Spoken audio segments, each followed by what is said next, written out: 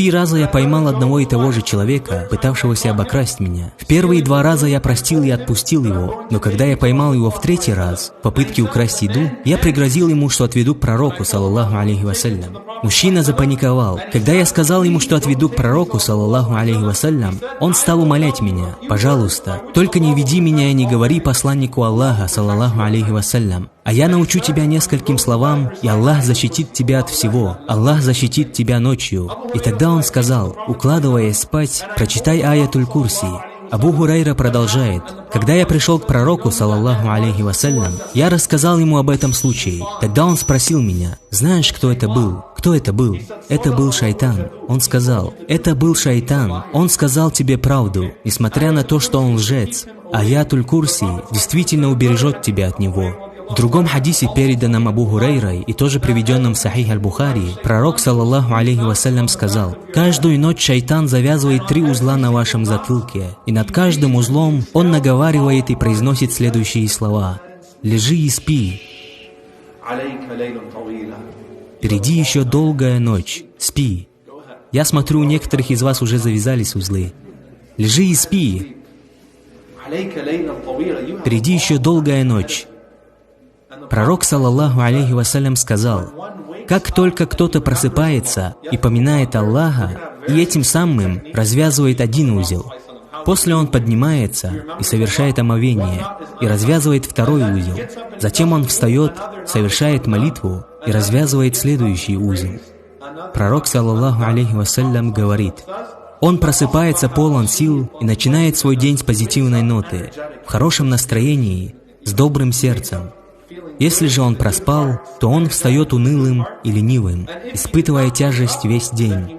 Субханаллах. Это касательно человека, который проспал всю ночь. Как вы чувствуете себя, когда вы не встаете вовремя на утреннюю молитву?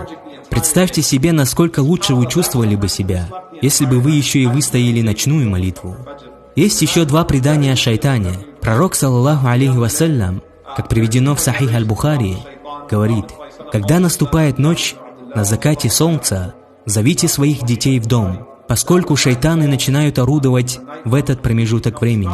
Когда же наступление ночи закончится, вы можете выпускать своих детей и запирайте двери, и поминайте имя Аллаха, поскольку шайтан не открывает запертые двери. Пророк, саллаллаху алейхи вассалям, также говорил: накрывайте все свои сосуды и поминайте над ними имя Аллаха, и тушите свет.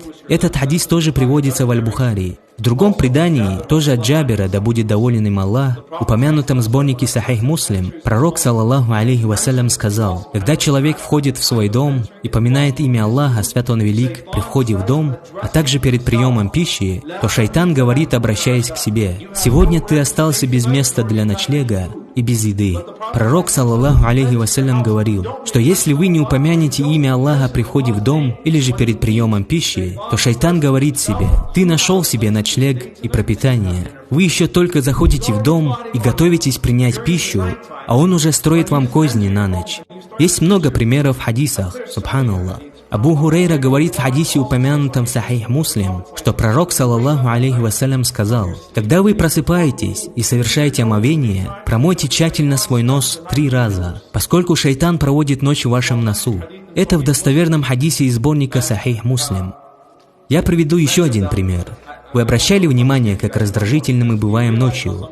Абу Умама, да будет доволен им Аллах, приводит очень полезный урок для супругов. Это достоверный хадис. Пророк, саллаллаху